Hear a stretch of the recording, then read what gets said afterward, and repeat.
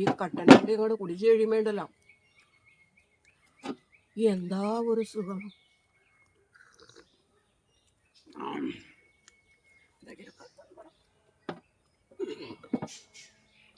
പിന്നില്ലേ എന്ത് ടേസ്റ്റാണ് ഈ കപ്പയ്ക്കല്ലേ. അടിപൊളി കപ്പ, അടിപൊളി ചമ്മന്തി. അത് ഇതില്ലേ ഞങ്ങൾ പറിച്ചിട്ട് ഞങ്ങളുടെ ആവശ്യത്തിന് പുഴുങ്ങൽ കഴിഞ്ഞുകൊണ്ട് ഞാൻ എലി അടിക്കാതിരിക്കാൻ വേണ്ടിയിട്ട് ആ കടയിൽ പാടെ തന്നെ കെട്ടി തൂക്കിയിട്ടുകൊണ്ട് പോകും.